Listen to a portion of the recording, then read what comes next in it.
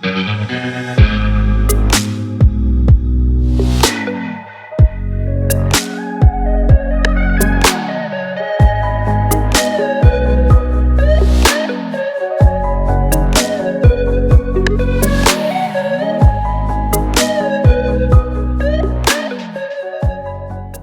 boss babe era is over. We don't want to be boss babes anymore. Boss babe essentially means that you are holding an excessive amount of masculine energy and go-getter energy and ambition so that you can create an outcome utilizing your masculine energy. Show me a boss babe that has a balanced masculine and feminine energy. She is not using the word boss babe. So I'm like picking on this term, knowing that this is totally an era of my own life, probably most of my life. But the thing is, as tides are changing, as our energy as a collective is shifting so much, if you want to hold the feminine pole in life and in your relationship, it's going to be extremely hard for you to be a boss babe. So this might trigger you, and if it does, that's okay. I just would invite you to sit with like, what is it that's rubbing me the wrong way? So I'm going to speak to this from my own perspective of holding that energy and then trying to be in a relationship. So I have a feminine core. We all have masculine, feminine energy, different blends of it. You know this. I held the majority of masculine energy in my body and was really suppressing feminine energy in terms of like what I'm capable of for most of my life. And we've been literally raised and bred to do this because the feminine energy is a threat to a lot of different authorities and to the power, really to other people's power. So we've been taught to suppress it. And we've been taught that it's lazy or that it's not like literally world creating, not like transporting souls between worlds. No big deal. We've been taught to suppress this. So we've been taught to suppress this literally so that we don't hold our unique power. We've been taught to become men, but still have to hold feminine energy at the same time. It's very hard to do that. So in my experience, when I was really holding, I had the real go-getter energy. I was super ambitious, always like really focused on big goals, which I still am, all of those things, just in a more balanced way, and it's not my priority. It was incredibly hard for me to then come back into my relationship and hold the feminine energy, because if you hold that strong amount of masculine energy, first of all, you have to be with a man who has stronger masculine energy than you. Because if you're going to be holding that masculine pole, automatically he's going to go into his feminine pole, and it's going to shift the dynamic of the relationship. And you're probably not going to be as attracted to him.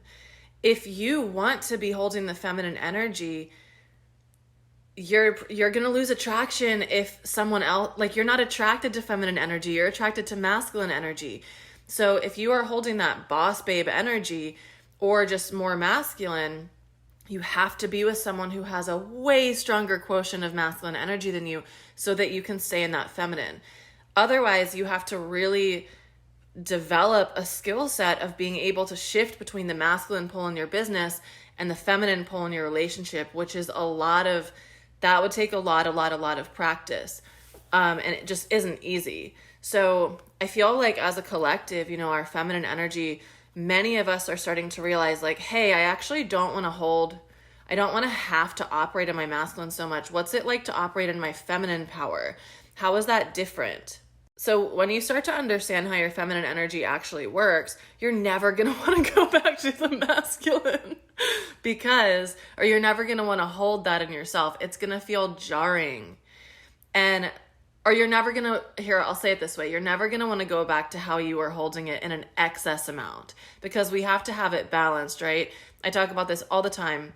Usually what happens when we start playing with masculine and feminine energy, we swing to the feminine and then we're like, wait, I feel like unbalanced. I don't feel stable because I'm in so much feminine, like airy energy and watery energy. And I really need the stability and foundation. And we start to move back and we learn how to balance that energy within ourselves. So like for me, I know when to use my masculine energy and when to use my feminine.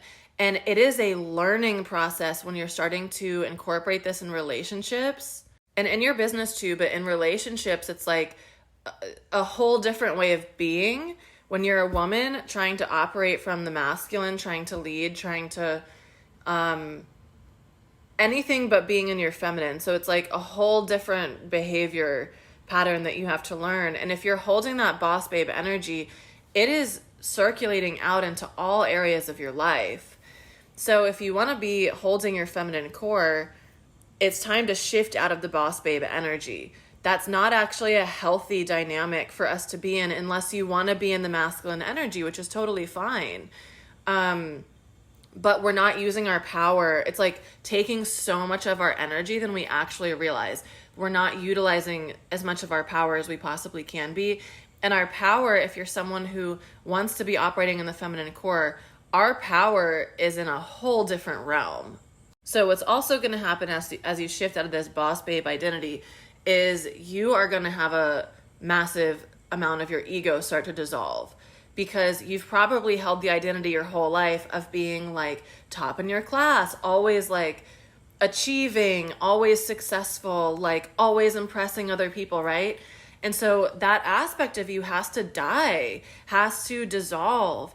And so then you get to discover and play with what is running my business or what does me working look like when I'm not overcompensating with masculine energy. How does it look when I start to bring my feminine energy in her oracular leadership and her different form of leadership? So this is an exploration that I'm inviting you into. The boss babe is dead.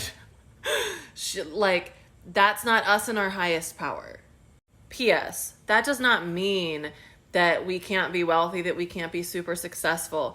It means that we run our lives in a different way. We know how to work with our feminine energy to create with ease, create with our intuition, create with knowing, create with inspired action, rather than the masculine energy of force, push, go, go, go, 1,000 calls per day, like constant. That is really harmful to our feminine energy. And everybody wants us to be in our feminine energy. That's the thing. We're so much better to everyone around us when we know how to hold that in balance. So this is just my message for today. Let me know if it resonates.